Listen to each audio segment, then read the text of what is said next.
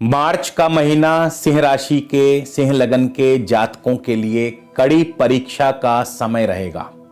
जी हां दोस्तों, ऐसा इसलिए क्योंकि ग्रहचाल ही कुछ ऐसी है कि सिंह लगन सिंह राशि के जातकों के लिए मार्च का जो महीना आने वाला है वो चुनौतीपूर्ण होगा और इन चुनौतियों का बखूबी आप डटकर सामना भी कर पाएंगे। इसके अलावा आपकी आर्थिक स्थिति, कारोबारी स्थिति, आपका पारिवारिक जीवन, इन सब पर भी बारी बारी से विशेष रूप से चर्चा करेंगे और साथ ही साथ इस गोचर का राशि से, आपके लगन से क्या प्रभाव रहेगा, नक्षत्र अनुसार इसका क्या प्रभाव रहेगा, आपकी कौन सी दशा अंतरदशा आपको कैसा प्रभाव देगी, इन सभी विषयों को बारी बारी से हम चर्चा में लाएंगे।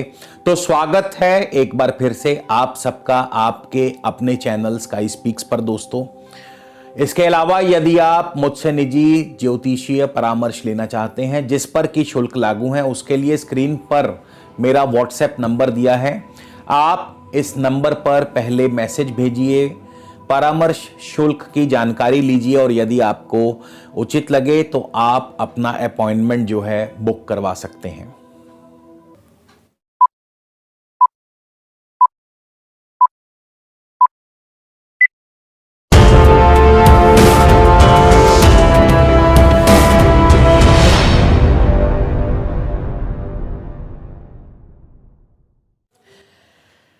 तो दोस्तों, हम बात कर रहे हैं सिंह लगन सिंह राशि के जातकों के बारे में। सबसे पहले हम देखते हैं आपकी ग्रहचाल के बारे में, कैसी है आपकी ग्रहचाल। तो राशि स्वामी सूर्य यानी कि लग्नेश सूर्य सप्तम भाव में है, कुंभ राशि में है और सूर्य 14 मार्च को मीन राशि में अष्टम भाव में प्रवेश कर जाएंगे। शुक्र उनके साथ हैं, शुक्र भी 17 मार्च तक कुंभ राशि सप्तम भाव में रहेंगे और शुक्र भी अष्टम स्थान मीन राशि में चले जाएंगे जो कि अपनी शुक्र की उच्च राशि है। केतु आपके चतुर्थ भाव में है, वृश्चिक राशि में है। बृहस्पति और शनि जो हैं छठे भाव में है, रोग भाव में है। बृहस्पति नीच हैं, शनि के साथ हैं, शनि अपनी स्व राशि में है और इनके साथ बुध का भी युति योग बना हुआ है। साथ ही साथ बुध 11 मार्च को सप्तम स्थान सप्तम भाव कुंभ राशि में प्रवेश करेंगे। मंगल और राहु आपके दशम भाव में है। मंगल राहु का अंगारक योग दशम भाव में बना हुआ है और चंद्रमा आपके द्वादशेष हैं यानी द्वादश भाव के स्वामी हैं। तो सबसे पहले हम शुरुआत करेंगे सूर्य से। सूर्य आपको कैसा फल देंगे। देखिए, बहुत से लोग मेरे से पूछते हैं कि गुरुजी राशि के बारे में आप क्यों नहीं बताते। तो आज से हम राशि का भी मैं आपको थोड़ा सा प्रभाव जरूर बताया करूंगा कि चंद्र राशि से या आपकी नाम राशि से गोचर का क्या प्रभाव रहेगा। इसके अलावा आपके नक्षत्रों से इसका क्या प्रभाव रहेगा, आपकी दशा अंतरदशा से इसका क्या प्रभाव रहेगा। तो ये अपने आप में एक अनोखा विश्लेषण होगा राशि फल से, नक्षत्र फल से, दशा फल से। तो सबसे पहले हम राशि स्वामी सूर्य की बात कर लें तो चंद्र राशि से सूर्य जब भी गोचरवश सप्तम भाव में आएंगे, एक बार फिर से गौर कीजिए, चंद्र राशि से या नाम राशि से सूर्य जब भी गोचरवश सप्तम भाव में आएंगे तो पारिवारिक जीवन में तनाव पैदा करते हैं, गृहस्थ सुख में तनाव पैदा करते हैं, बाधा उत्पन्न करते हैं। इसके अलावा आपके यात्रा आदि में भी कष्ट पैदा करते हैं, व्यावसायिक रूप से भी नुकसान करते हैं। और सूर्य इसके बाद 14 मार्च को अष्टम भाव में चले जाएंगे। तो अष्टम भाव में भी सूर्य जो हैं राज भय का योग बनाते हैं यानी राजदंड, राज भय, आर्थिक रूप से हानि, नुकसान, इन सब की संभावना जो है बनी रहेगी। स्वास्थ्य की हानि, धन की हानि, ये सब आपको झेलना पड़ सकता है। इसीलिए मैंने कहा था कि जो मार्च का महीना है सिंह लगन अथवा सिंह राशि के जातकों के लिए चुनौतीपूर्ण रहेगा। तो ये था सूर्य का राशिफल कि सूर्य राशि से कैसा प्रभाव देंगे। अब हम बात करेंगे सूर्य के नक्षत्र फल की, जो थोड़ा सा और सूक्ष्म होगा, और साथ ही साथ सूर्य के दशा फल की भी हम बात करेंगे। तो जिनको भी इस समय वर्तमान में सूर्य की दशा अंतरदशा है और लगन से सूर्य आपके जो है 1 मार्च को शतभिषा नक्षत्र में होंगे। शतभिषा नक्षत्र के स्वामी हैं राहु। राहु आपके दशम भाव में है और राहु वृषभ राशि शुक्र की राशि में है। शुक्र जो है तृतीय भाव के स्वामी भी बनते हैं। तो यहां पे अब सूर्य क्योंकि राहु के नक्षत्र में है, तो यहां पे सूर्य जो है आपकी भाग दौड़ को बढ़ाएंगे। भाग दौड़ आपकी जो है वो बनेगी, यानी अव्यर्थ की भाग दौड़ होगी। कार्यों में सफलता विलंब से मिलेगी। राहु के नक्षत्र में सूर्य कभी भी शुभ फल नहीं दे पाएंगे। राहु और सूर्य का परस्पर शत्रु संबंध है। सूर्य राहु के नक्षत्र में दशम भाव में राहु हैं। अब सूर्य के प्रभाव से राहु जो है मान सम्मान की बढ़ोतरी भी करवा सकते हैं। हालांकि सूर्य का अपना प्रभाव कम होगा, लेकिन सूर्य के प्रभाव से राहु का प्रभाव जो है ये बढ़ेगा। तो मान सम्मान की बढ़ोतरी, कारोबार नौकरी में तरक्की, लेकिन व्यर्थ की भागदौड़ बनी रहेगी और किसी ना किसी निकट भाई बंधु से भी आपकी अनबन करा सकते हैं। मीडिया, कम्युनिकेशन, टेलीकॉम सेक्टर, इन क्षेत्रों में सफलता व लाभ अर्जित होगा। नौकरी में, कारोबार में तरक्की, मान सम्मान की वृद्धि, राजनीतिक सामाजिक क्षेत्रों से आपको सफलता दिलाते हैं। दशम भाव कहीं ना कहीं पारिवारिक सुख में बाधा भी उत्पन्न करता है। तो इन सभी क्षेत्रों में जब तक राहु के नक्षत्र में सूर्य रहेंगे तब तक इस प्रकार का प्रभाव आपको देंगे। 4 मार्च को सूर्य चले जाएंगे पूर्वा भाद्रपद नक्षत्र में, जो कि गुरु का नक्षत्र है और गुरु आपके 6ठे भाव में है। गुरु का 6ठे भाव में होना यानी कि रोग की वृद्धि करता है। रोग के संबंध में आपको अपने स्वास्थ्य का पूरा ध्यान रखना होगा, क्योंकि यहां पे गुरु आपके लिए अशुभकारी बन जाएंगे और रोग देंगे। इसके अलावा शत्रु आदि से भी आपको चिंता परेशानी बनी रह सकती है। क्योंकि गुरु पंचमेश होकर के 6ठे भाव में आए हैं, तो संतान पक्ष की तरफ से कोई ना कोई चिंता, कोई ना कोई परेशानी, संतान पक्ष के लिए भी समय सुखद नहीं रहेगा। हाँ, शेयर मार्केट से थोड़ा बहुत धन लाभ, लेकिन ज्यादा नहीं, क्योंकि गुरु अष्टमेश भी हैं। अष्टम भाव का कार्य है आपके प्रत्येक कार्य में विघ्न और बाधाओं को पैदा करना। तो ये समय आपके लिए थोड़ा सा कठिन हो सकता है जब तक सूर्य गुरु के पूर्वा भाद्रपद नक्षत्र में रहेंगे। लव लाइफ में दिक्कतें पैदा करते हैं।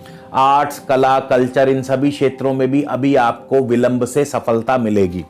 इसके बाद 17 मार्च को सूर्य चले जाएंगे उत्तरा भाद्रपद नक्षत्र में, जो कि शनि का नक्षत्र है। और शनि भी रोगेश होकर के, रोग स्थान के स्वामी होकर के रोग भाव में ही बैठे हैं। तो एक बार फिर से स्वास्थ्य के प्रति चिंता को दर्शाते हैं। स्वास्थ्य का ध्यान रखना बहुत जरूरी है, बहुत आवश्यक है। आप समय पर अपना चेकअप करवाते रहें, समय पर अपनी दवाइयां लेते रहें। इसके अलावा शनि जो हैं सप्तम भाव के भी स्वामी हैं। सप्तमेश होकर के शनि 6ठे भाव में आए हैं, तो जाहिर है यहां पर भी आपको पारिवारिक सुख में बाधा पैदा करते हैं, वैवाहिक सुख में विलंब करते हैं, आपके गृहस्थ सुख में तनाव पैदा करते हैं, कारोबार में दिक्कतें पैदा करते हैं। नौकरी में थोड़ी बहुत अनुकूलता रह सकती है, क्योंकि शनि स्वराशिगत हैं।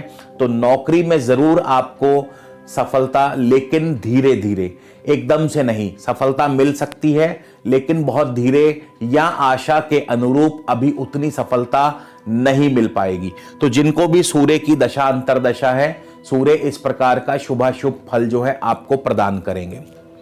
अब हम बात करते हैं केतु की। केतु आपके 4थे स्थान में है और केतु कैसा फल देंगे, तो सबसे पहले हम केतु का राशिफल बताएंगे कि सिंह राशि से या नाम राशि से केतु आपको कैसा फल देंगे। तो जिनकी भी सिंह राशि है या जिनका भी नाम सिंह राशि के अनुसार है, तो केतु आपके चतुर्थ भाव में पॉजिटिव माने गए हैं। चौथे स्थान में केतु राशि के अनुसार जब भी चंद्रमा से गोचर करते हुए चौथे स्थान में आते हैं तो भूमि जायदाद आदि में लाभ करवाते हैं, वाहन आदि का सुख प्रदान करते हैं। अब हम बात करेंगे कि सिंह लगन से आपको क्या प्रभाव मिलेगा और केतु की दशा अंतरदशा आपको क्या प्रभाव देगी। तो अब ये जो फल मैं बता रहा हूं ये लगन से बता रहा हूं, तो इसका भी ध्यान रखें। तो केतु जो हैं 1 मार्च को सूर्य के नक्षत्र में होंगे, तो जिनको भी केतु की दशा अंतरदशा वर्तमान में चल रही है उनके लिए सूर्य आपके लग्नेश होकर के सप्तम भाव में गए हैं, तो जाहिर है मान सम्मान की वृद्धि करवाते हैं, कोशिशों में कार्यों में सफलता दिलाते हैं। लेकिन सप्तम स्थान सूर्य जो है, यहां पर सूर्य एक प्रकार से स्थान बली नहीं, स्थानहीन मतलब हीन बली हो जाते हैं। और सप्तम स्थान वैवाहिक सुख को दर्शाता है, तो यहां पे जाहिर है वैवाहिक सुख में बाधा पैदा करते हैं। सप्तम स्थान कारोबार का है, कारोबार धीमा चलेगा। सप्तम स्थान शत्रुओं का है, शत्रु आपको परेशानी दे सकते हैं। तो केतु की दशा अंतरदशा और सिंह लगन के जातकों के लिए ये फल बता रहा हूं। इसके बाद 4 मार्च को केतु जो हैं शुक्र के ही नक्षत्र में प्रवेश कर जाएंगे, उपनक्षत्र। और केतु शुक्र के उपनक्षत्र में, शुक्र भी आपके सप्तम स्थान में है और सप्तम स्थान में शुक्र तृतीयेश और दशमेश होकर के बैठे हैं। यहां पर सप्तम स्थान में केतु जैसे ही शुक्र के उपनक्षत्र में प्रवेश करेंगे, आपकी भागदौड़ बढ़ सकती है, आपकी भाई बंधुओं से सुख सहयोग की प्राप्ति, यात्रा आदि के योग बन सकते हैं, स्थान परिवर्तन के योग बन सकते हैं।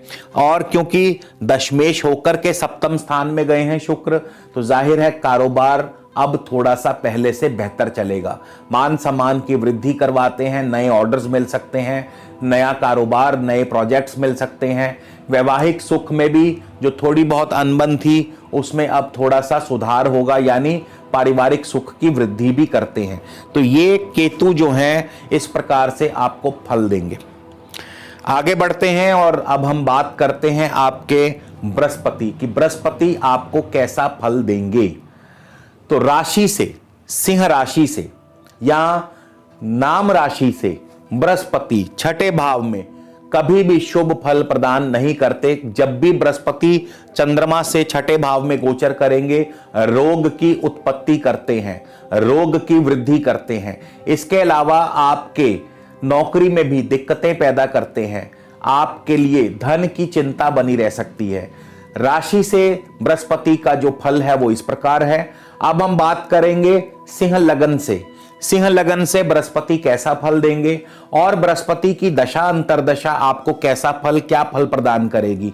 तो राशि और लगन का फल आपस में मिक्स मत कीजिएगा, कंफ्यूज मत होइएगा। तो बृहस्पति की जिनको दशा अंतरदशा है और जिनका भी सिंह लगन है, ये फल उनके लिए बता रहा हूं। बृहस्पति 1 मार्च को सूर्य के ही उपनक्षत्र में होंगे। सूर्य लग्नेश होकर सप्तम भाव में गए हैं, तो जाहिर है पारिवारिक सुख, दांपत्य सुख में थोड़ी कमी करते हैं, आपस में तनाव, पार्टनर के साथ अनबन कराते हैं। 5 मार्च को बृहस्पति चले जाएंगे मंगल के ही उपनक्षत्र में। मंगल चतुर्थेश है, मंगल भाग्येश होकर के दशम भाव में बैठे हैं। अब चतुर्थेश होकर के दशम भाव में गए हैं तो जमीन जायदाद के कार्यों से लाभ अर्जित होगा, क्योंकि मंगल जो हैं भूमि कारक है।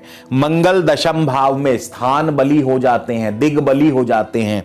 और यहां पर मंगल जो हैं भले ही राहु के साथ अंगारक योग बना रहे हैं, कहीं ना कहीं आपको मान सम्मान की बढ़ोतरी, लेकिन आपके क्रोध, आपके गुस्से की वजह से कहीं ना कहीं आपको नुकसान भी दे सकते हैं। तो यानी आपको अपने गुस्से पर, अपने क्रोध पर काबू रखना है। जल्दबाजी में आपको कोई भी निर्णय नहीं लेना है। इसके अलावा मंगल भाग्येश हैं, भाग्य की वृद्धि करते हैं। मंगल राज योग भी देते हैं, क्योंकि भाग्येश होकर के दशम भाव में गए हैं। तो राज योग यानी आपके कार्यों में सफलता। राजयोग का अर्थ होता है कि आसानी से सभी कार्य सिद्ध होने लग जाएं, धन लाभ हो, आपको कार्यों में सफलता मिलने लग जाए, आपको सुख और आराम व ऐश्वर्य की वृद्धि हो, तो इसी को राजयोग कहा जाता है। तो ये सभी फल आपको मिल सकते हैं। इसके बाद बृहस्पति 8 मार्च को चले जाएंगे राहु के ही उप नक्षत्र में। राहु दशम भाव में है, बृहस्पति राहु के उप नक्षत्र में है, राहु दशम भाव। तो यहां पे राजनीतिक क्षेत्रों में आपको सफलता अर्जित होगी, सामाजिक क्षेत्रों में भी आपको सफलता अर्जित करवाते हैं। राहु वृषभ राशि शुक्र की राशि में है, शुक्र सप्तम भाव में है, तो पारिवारिक व दांपत्य सुख की वृद्धि भी करते हैं। इसके बाद 18 मार्च को बृहस्पति स्वयं अपने ही उप नक्षत्र में प्रवेश कर जाएंगे। क्योंकि बृहस्पति स्वयं अपने उप नक्षत्र में है, बृहस्पति छठे भाव में है, पंचम भाव और अष्टम भाव के स्वामी होकर के, तो यहां पे बृहस्पति रोग की उत्पत्ति करते हैं, रोग की वृद्धि करते हैं।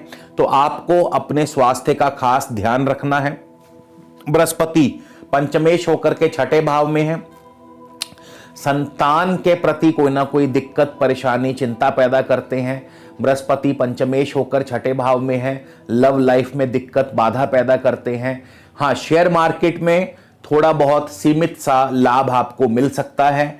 आर्ट्स कला कल्चर इन सभी क्षेत्रों में थोड़ा रुक करके सफलता मिलेगी। अष्टमेश हैं तो कार्य में विघ्न और बाधाएं भी पैदा करते हैं। राज भय राजदंड भी हो सकता है, अचानक धन हानि करवा सकते हैं। स्वास्थ्य के बारे में तो मैं पहले ही बता चुका हूं। इसके बाद 25 मार्च को बृहस्पति चले जाएंगे शनि के ही उप नक्षत्र में। तो शनि आपके षष्ठेश होकर के छठे भाव में है। हाँ, रोग की वृद्धि शनि भी देंगे और शनि धीरे धीरे रोग को बढ़ाएंगे, लेकिन षष्ठेश है, नौकरी में तरक्की, नौकरी नहीं है तो नौकरी मिल जाएगी, कारोबार में तरक्की, और साथ ही साथ सप्तमेश होकर के छठे भाव में बैठे हैं तो पारिवारिक व दांपत्य जीवन में दिक्कतें जरूर पैदा करेंगे, पार्टनर के साथ अनबन जरूर कराएंगे। तो ये फल जिनको भी इस समय बृहस्पति की दशा अंतरदशा। अब हम बुध की बात कर लें तो बुध का पहले मैं आपको राशिफल बताऊंगा कि सिंह राशि से या नाम राशि से बुध आपको क्या फल देंगे। उसके बाद फिर मैं आपको बताऊंगा कि लगन से बुध अपने नक्षत्र अनुसार कैसा फल देंगे और साथ ही साथ दशा अंतरदशा में भी आपको कैसा फल प्राप्त होगा। तो सिंह राशि, जिनकी भी सिंह राशि है, चंद्र राशि जिनकी सिंह है या जिनकी नाम राशि सिंह है, उनके लिए बुध छठे भाव में बहुत ही शुभ फल प्रदान करते हैं, यानी नौकरी में वृद्धि करते हैं, नौकरी में तरक्की करते हैं। तो जिनको भी इस समय बुध की दशा अंतरदशा, अब हम लगन की बात कर रहे हैं तो बुध की जिनको भी दशा अंतरदशा चल रही है उनकी बात कर रहा हूं। बुध आपके छठे भाव में है, बुध लगन से अब 1 तारीख को 1 मार्च को बुध श्रवण नक्षत्र में प्रवेश कर जाएंगे, जिसके स्वामी है चंद्रमा। चंद्रमा आपके 12वें स्थान के स्वामी हैं। तो जिनको भी बुध की दशा अंतरदशा है, अभी आपके खर्च जो हैं वो बड़े रहेंगे, निवेश आपका बढ़ेगा, आपके कारोबार में अभी आमदनी कम होगी और खर्चे ज्यादा होंगे। इसके अलावा पारिवारिक सुख में भी अभी दिक्कतें या पार्टनर के साथ अभी अनबन बनी रहेगी। 12वां स्थान इंपोर्ट एक्सपोर्ट का है तो इंपोर्ट एक्सपोर्ट से लाभ होगा। 12वां स्थान विदेश का है तो कोई बड़ी बात नहीं कि आपको विदेश भ्रमण या विदेश में सेटलमेंट हो जाए। इसके बाद बुध जो हैं 5 मार्च को धनिष्ठा यानी मंगल के नक्षत्र में होंगे। मंगल चतुर्थेश हैं, भाग्येश हैं, दशम भाव में है। चतुर्थेश और भाग्येश होकर के दशम भाव में कारोबार की तरक्की, मान सम्मान की वृद्धि, राजनीतिक सामाजिक क्षेत्र में सफलता, भूमि जायदाद आदि कार्यों में सफलता, आपको शिक्षा में सफलता अर्जित होगी, शिक्षा में आप अव्वल रहेंगे, पढ़ाई में और भाग्य की वृद्धि भी करते हैं। साथ ही साथ ईश्वरीय कार्यों में, भक्ति कार्यों में आपका मन जो है वो भी लगेगा। बुध 16 मार्च को शतभिषा यानी राहु के नक्षत्र में प्रवेश करेंगे तो राहु भी आपको अचानक धन लाभ करवाते हैं, मान सम्मान की बढ़ोतरी करते हैं। राहु शुक्र की राशि में है तो पारिवारिक जीवन में भी सुखद माहौल पैदा करते हैं। इसके बाद 25 मार्च को बुध चले जाएंगे पूर्वा भाद्रपद नक्षत्र में यानी बृहस्पति के नक्षत्र में। अब यहां पे बुध भी छठे भाव में और बृहस्पति भी छठे भाव में। तो यहां पे छठे भाव में बृहस्पति आपकी रोग की वृद्धि करते हैं, कार्यों में विघ्न और बाधाएं पैदा करते हैं बुध के माध्यम से। तो जिनको भी बुध की दशा अंतरदशा है उनको इस प्रकार के मिले जुले फल जो है प्राप्त होंगे। अब हम शनि की बात करेंगे कि शनि आपको राशि से कैसा फल देंगे। तो जिनकी सिंह राशि है या नाम राशि सिंह है, छठे भाव में शनि हमेशा शुभ फल प्रदान करते हैं। गोचरवश यानी चंद्रमा से जब भी शनि छठे भाव में गोचर करेंगे, रोग और शत्रु का नाश करेंगे। लेकिन शनि किस नक्षत्र में है और जिनको शनि की दशा अंतर्दशा है उनको कैसा फल मिलेगा। तो अब सिंह लगन से, यहां से हम लगन की बात कर रहे हैं। सिंह लगन से शनि जो हैं छठे भाव में, और 1 मार्च को शनि बृहस्पति के ही उप नक्षत्र में है। तो यहां पे बृहस्पति के उप नक्षत्र में रहने से शनि देव की दशा अंतरदशा में रोग की उत्पत्ति होगी, रोग की वृद्धि होगी। हाँ, नौकरी में अनुकूलता जरूर पैदा करेंगे। इसके अलावा कार्य में, व्यवसाय में विघ्न और बाधाएं पैदा करेंगे। आपके संतान पक्ष की तरफ से कोई ना कोई चिंता परेशानी, सरकार की तरफ से कोई ना कोई चिंता परेशानी, धन हानि, स्वास्थ्य हानि, ये सब आपको सहना पड़ेगा। इसके बाद 14 मार्च को शनि देव अपने ही उप नक्षत्र में प्रवेश कर जाएंगे। यहां पे शनि स्वास्थ्य के लिए अभी इतने बढ़िया नहीं है, स्वास्थ्य तो वैसा ही रहेगा, यानी बल्कि स्वास्थ्य में अब जो वृद्धि होगी वो धीरे धीरे होगी। लेकिन नौकरी के लिए अनुकूलता, नौकरी नहीं है तो नौकरी मिल जाएगी, नौकरी में तरक्की भी दिला सकते हैं। पार्टनर के साथ अनबन जरूर बनी रहेगी और साथ ही साथ शत्रु विरोधी आपको परेशानी देते रहेंगे। तो शनि भी आपको इस प्रकार से अपना शुभ या अशुभ फल प्रदान करेंगे। अब हम बात कर लें शुक्र की। तो राशि से शुक्र क्या फल देंगे, यानी सिंह राशि से गोचरवश जब भी शुक्र सप्तम भाव में आते हैं तो पारिवारिक जीवन में तनाव पैदा करते हैं। सप्तम भाव में शुक्र का गोचर शुभ नहीं माना गया राशि से। लेकिन लगन से कैसा फल देंगे, तो सिंह लगन की बात कर रहा हूं। सिंह लगन से शुक्र जो है 1 मार्च को शतभिषा यानी राहु के नक्षत्र में है। राहु आपके शुक्र की ही राशि में है, तो 7 और 10 का ये कॉम्बिनेशन व्यापार की वृद्धि भी करता है, मान सम्मान की वृद्धि, नए ऑर्डर्स मिल सकते हैं, भाग दौड़ आपकी बनी रहेगी, भाई बंधुओं से मेल मिलाप, सुख सहयोग मिलता रहेगा, कारोबार की वृद्धि करते हैं, आपको नए प्रोजेक्ट्स मिल सकते हैं, राजनीतिक सामाजिक क्षेत्रों में सफलता, नौकरी कारोबार में तरक्की, तो ये सब प्रमोशन के चांस भी आपके बन सकते हैं। 9 मार्च को शुक्र चले जाएंगे पूर्वा भाद्रपद नक्षत्र में, गुरु के नक्षत्र में। गुरु छठे भाव में है और छठे भाव में गुरु रोग की वृद्धि, पंचमेश होकर के बैठे हैं, संतान पक्ष से चिंता, अष्टमेश होकर के बैठे हैं, तो कारोबार में नुकसान, धन हानि, स्वास्थ्य की हानि, वो सभी चीजें जो आप सोच सकते हैं। शुक्र 19 मार्च को उत्तरा भाद्रपद यानी शनि के नक्षत्र में चले जाएंगे और शनि भी छठे भाव में है। स्वास्थ्य का ध्यान रखना बहुत जरूरी है। कारोबार धीमा चलेगा, पारिवारिक जीवन में तनाव, नौकरी नहीं है तो नौकरी जरूर मिल जाएगी, लेकिन अभी नौकरी जो है आशा के अनुरूप या इच्छा के अनुरूप नहीं मिल पाएगी। तो शुक्र भी आपको इस प्रकार का फल देंगे। अब हम मंगल और राहु की बात कर ले। मंगल आपके दशम भाव में है, राहु भी दशम भाव में है। मंगल चंद्र से गोचरवश यानी सिंह राशि से गोचरवश दशम भाव में कोई बहुत ज्यादा शुभ फल नहीं देते। ये मैं बात कर रहा हूं चंद्र राशि से गोचर की। तो दशम भाव में मंगल चंद्र राशि से गोचरवश जब भी आते हैं तो शुभ फल नहीं देते, कारोबार में दिक्कतें पैदा करते हैं, मान सम्मान की हानि करते हैं। ये थी राशि से गोचर की बात। अब हम लगन से बात कर लें तो लगन से मंगल, जिनको भी मंगल की दशा अंतरदशा उनकी बात कर रहा हूं। मंगल जो है 1 तारीख को कृतिका नक्षत्र में होंगे, सूर्य के नक्षत्र में होंगे। सूर्य लगन से, लगन के स्वामी होकर सप्तम भाव में बैठे हैं। मान सम्मान की बढ़ोतरी करते हैं, कोशिशों कार्यों में सफलता दिलाते हैं, लेकिन पारिवारिक जीवन में तनाव भी पैदा करते हैं, शत्रु आपको परेशान भी करते रहेंगे। मंगल 11 तारीख यानी 11 मार्च को रोहिणी यानी चंद्रमा के नक्षत्र में चले जाएंगे।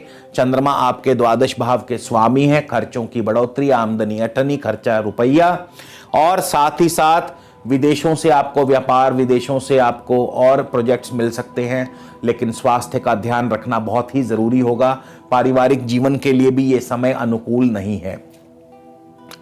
राहु की बात कर लें तो गोचरवश राहु भी जब चंद्रमा से दशम भाव में आएंगे तो शुभ फल प्रदान करते हैं, कारोबार नौकरी में तरक्की, मान सम्मान की वृद्धि दिलाते हैं। ये राहु की राशि से गोचर की बात कर रहा हूं। राहु लगन से कैसा प्रभाव देंगे, तो जिनको भी राहु की इस समय वर्तमान में दशा अंतरदशा चल रही है उनको क्या फल मिलेगा। राहु भी 1 तारीख को यानी 1 मार्च को शुक्र के उपनक्षत्रा में होंगे और शुक्र जो हैं आपके उस समय सप्तम भाव में दशमेश होकर तृतीयेश होकर सप्तम भाव में, तृतीयेश का सप्तम में जाना भाग दौड़ दर्शाता है, भाग दौड़ से कार्यों में सिद्धि दर्शाता है। दशमेश का सप्तम में जाना कारोबार की वृद्धि दर्शाता है, लेकिन पारिवारिक जीवन के लिए बहुत ज्यादा अनुकूल नहीं है और साथ ही साथ वैवाहिक सुख की वृद्धि भी करता है, यानी वैवाहिक विवाह के योग्य आप यदि हैं तो आपके विवाह कार्य संपन्न करवा सकता है। 25 मार्च को राहु चले जाएंगे केतु के उपनक्षत्रा में। केतु आपके चौथे स्थान में है। भूमि, जायदाद, भवन, वाहन, कृषि, शिक्षा इन सभी क्षेत्रों से लाभ अर्जित करते हैं। ऐसा इसलिए क्योंकि केतु मंगल की राशि में है, मंगल दशम भाव में है और मंगल की दृष्टि भी है अपने चतुर्थ स्थान पे। तो जाहिर है इन सभी क्षेत्रों से भूमि, भवन, वाहन, कृषि, शिक्षा इन क्षेत्रों से सफलता व लाभ अर्जित होगा। अब हम बात करेंगे चंद्रमा की। तो जिनको भी चंद्रमा की दशा अंतरदशा चल रही है उनको कैसा फल मिलेगा। चंद्रमा आपके 12वें स्थान के स्वामी हैं, खर्चों की वृद्धि करते हैं, मानसिक तनाव देते हैं। चंद्रमा जो हैं आपके लिए स्वास्थ्य की हानि, इसके अलावा यदि आप विदेशी व्यापार से जुड़े हैं, विदेशी व्यापार में वृद्धि देते हैं। यदि आप बाहर जाने की सोच रहे हैं, फॉरेन सेटलमेंट की सोच रहे हैं, तो आपको विदेश में सेटल होने के अवसर प्रदान करते हैं। यदि आपका पीआर या वीजा नहीं मिल रहा तो आपको पीआर या वीजा भी दिलवा सकते हैं। तो चंद्रमा आपको इस प्रकार के फल जो हैं देने वाले हैं। अब हम बात करेंगे कि जो ये कठिन परिस्थितियां आपके ऊपर से गुजर रही हैं या जो कठिन परिस्थितियां मार्च में आने वाली हैं, इनसे कैसे बचा जाए, कैसे आप इनसे पार पा सकते हैं। तो बहुत ही सरल सा उपाय दूंगा, बहुत ही सिंपल सा उपाय। सूर्य आपके लगन के स्वामी हैं, सूर्य आपके राशि के स्वामी हैं। तो सूर्य का उपाय करते रहने से निसंदेह ये महीना जो है सुख शांति से व्यतीत होगा। और सूर्य का सबसे सरल उपाय, आपको गुड़ या गेहूं दान करना है, वो भी मंदिर में। तो मंदिर में प्रत्येक इतवार को गुड़ व गेहूं का दान करते रहने से निसंदेह आपके ऊपर किसी प्रकार की कोई दिक्कत परेशानी नहीं रहेगी और आप सफलतापूर्वक जो है अपने कार्य जो है संपन्न कर लेंगे। तो दोस्तों, आपको ये वीडियो कैसा लगा हमें ज़रूर कमेंट करके बताइएगा। अगले वीडियो में आपसे फिर मुलाकात होगी। तब तक के लिए नमस्कार, धन्यवाद।